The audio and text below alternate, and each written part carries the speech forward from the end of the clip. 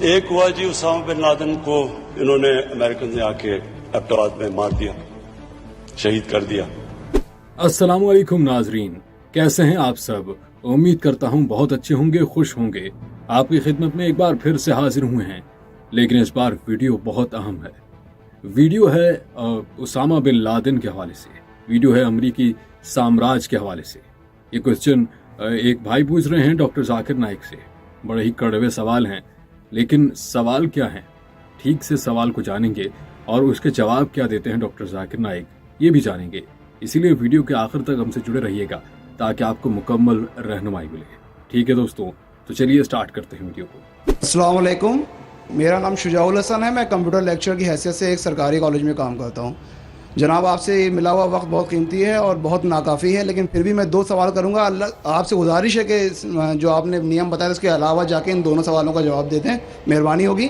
پہلا جو ہے دہشت گردی سے ریلیٹڈ ہے کہ یہ جو ٹیررزم کے لیے ابھی ایک صاحب مستورات سے کوشچن آیا تھا, اس کا جو آپ نے جواب دیا میں اس سے بہت زیادہ جو ہے سیٹسفائی نہیں ہوا. آپ نے بش اور امریکی طاقتوں کو بہت بڑا ٹیررزم بنا کے, اور جو مین سوال تھا اس کا جواب نہیں ملا. میرا سوال یہ ہے کہ کشمیر کی انوسنٹ کلنگ یا افغانستان پہ جو آپ کے انفورس کر کے اسلام کو لوگوں نے کوشش کری, طالبان نے, وہ, یا اسامہ بن لادن, ان تینوں کو اسلام اور قرآن کی روشنی میں جسٹیفائی کیا جاتا ہے یا نہیں؟ اور مہربانی کر کے دوسرا کوشچن بھی سن لیجئے. ایک سوال بھائی صاحب, ایک سوال جو رول دے اس کے اوپر کیے. بھائی صاحب نے کہا کہ اہم سوال کشمیر کے بارے میں نے جواب دیا ہی نہیں. بھائی صاحب, وہ سوال میں کشمیر کا ذکر تھا ہی نہیں, آپ نے سوال ہی نہیں سنا. ویڈیو ریکارڈنگ ہے ادھر. اس سوال میں کشمیر کا ذکر تھا ہی نہیں. اس سوال میں یہ تھا کہ جو WTC کا وہ جہاد ہے کیا نہیں. میں نے کہا ہے, لیکن جہاد فی سبیل شیطان. آپ نے دوسرا سوال کیا کہ میرے نظر میں جو اسامہ بن لادن کر رہا ہے وہ قرآن اور حدیث کی روشنی میں صحیح ہے کیا نہیں. جو لوگ کشمیر میں جھگڑ رہے وہ صحیح ہے کیا نہیں, جو افغانستان میں کر رہے صحیح ہے کیا نہیں. 3 سوال, ایک سوال کے 3 حصے. میں پہلے کا جواب تو دے چکا ہوں, شاید آپ نے نہیں سنا, کہ اسامہ بن لادن قرآن اور حدیث کی روشنی میں صحیح کر رہا ہے کیا نہیں.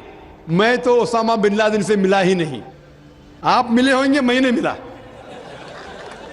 اللہ تعالیٰ فرماتے سورہ حجرات میں سورہ نمبر 49 آیت نمبر 6 میں, جب بھی کوئی آپ کو انفارمیشن, کوئی چیز معلوم پڑتی ہے, خصوصاً اگر فاسق کے ذریعے ہے, تو اس کی تحقیق کرو.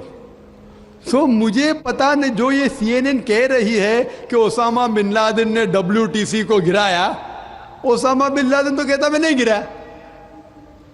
تو نہ میں اسامہ بن لادن سے ملا, تو میں یہ بھی نہیں کہتا اسامہ بن لادن قرآن حدیث پہ ہے یا نہیں ہے. اللہ عالم, اللہ عالم. اگر ہے تو جنت میں جائے گا, نہیں ہے تو نہیں جائے گا. مجھے ضروری نہیں کہ اسامہ بن لادن سے ملنا میرا فرض ہے, ٹھیک ہے نا. وہ آخرت کے دن میں فیصلہ ہو جائے گا. اللہ تعالیٰ آپ سے بھی نہیں پوچھے گا کیا وہ مجاہد تھا کہ دہشت گرد تھا, وہ اللہ تعالیٰ فیصلہ کریں گے. سوال نمبر 2 کہ کشمیر میں جو لوگ جھگڑ رہے ہیں کیا وہ قرآن اور حدیث کی روشنی میں ہے کیا نہیں.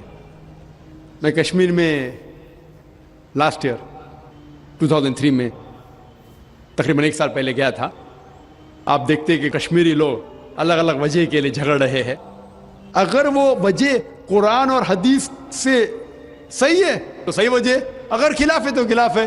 یہ کہنا کہ سارے کشمیر قرآن حدیث کے اوپر ہے یا سارے کشمیر نہیں ہے, یہ بالکل غلط ہے.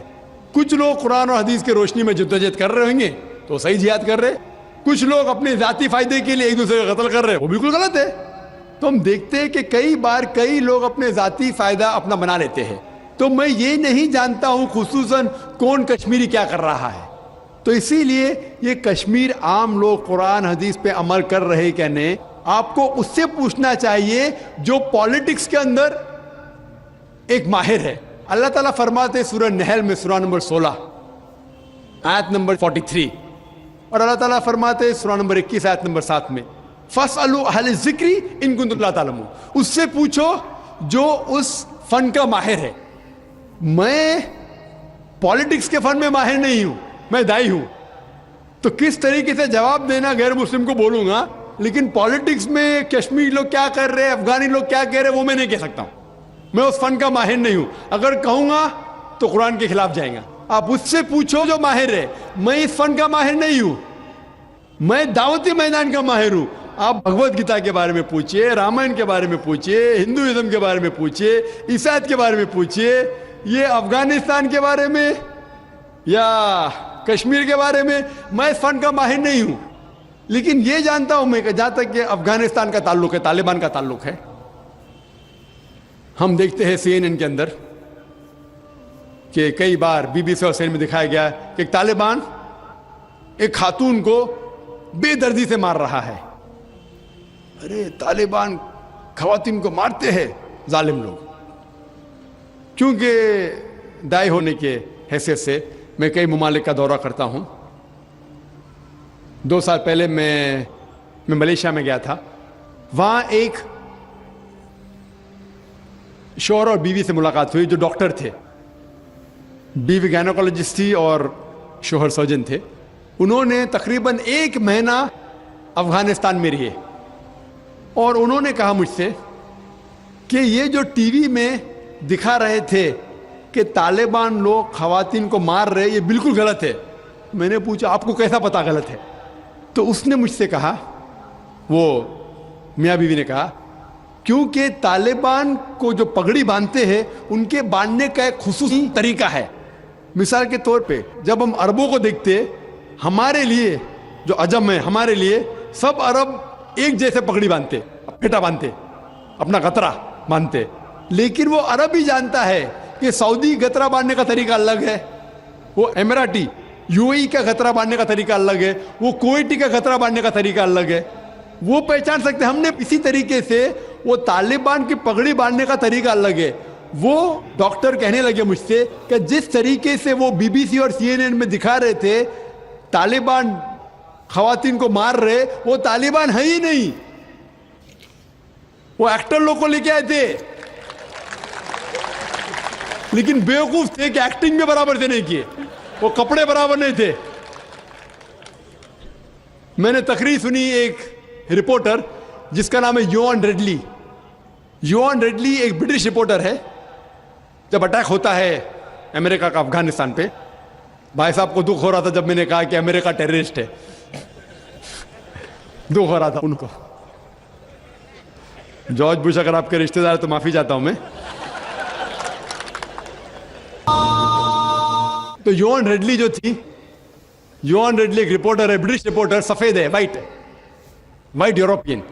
اس کو بھیجتے ہیں افغانستان میں تحقیق کرنے کے لیے طالبان کے بارے میں.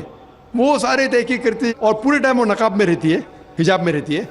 ایک بار کیمرہ گر جاتا ہے اور اس کا راز فاش ہو جاتا ہے تو طالبان اسے پکڑتے ہیں، 6 دن تک اسے قید کرتے ہیں. اور جس طریقے سے طالبان نے اس کے ساتھ برتاؤ کیا وہ اس لیکچر میں کہتی ہے کہ لوگ جب انہیں پکڑتے ہیں تو بولتے کون اس کے ساتھ ہے، تو آدمی کو لے کے آتے، پھر اس کو لے کے جاتے ہیں اور سب لوگ گھیر لیتے. تو وہ سوچتی ہے ابھی چند منٹوں میں یہ جاہل لوگ میرا قتل کر لیں گے. شاید ہو سکتا ہے کہ 10-15 طالبان میرا بلاತ್ಕಾರ کریں گے. اس کے ذہن میں یہ سب جا رہا ہے. سوچ رہی ہو سکتا ہے کہ مجھے جھاڑ پہ سے لٹکا دیں گے. وہ ایک دم ڈری ہوئی ہوتی. 1 گھنٹے تک لوگ اسے گھیرتے لیکن کوئی بھی سامنے نہیں آتا. وہ سوچتے ابھی میری موت، ابھی میری موت. 1 گھنٹے بعد ایک افغان عورت آتی ہے اور اس کے جسم کی جانچ پڑتال کرتی ہے. پھر اسے پتا لگتا ہے ہاں یہ لوگ سمجھتے ہیں کہ میرے پاس ہتھیار ہے. وہ اتنا تیش میں آتی ہے، اگر لوگ میں سے پوچھنا چاہیے ہتھیار میں، بولتی نہیں ہے. 1 گھنٹہ تک کہ میں تڑپ کے مر رہی ہوں کہ یہ آج مجھے ماریں گے.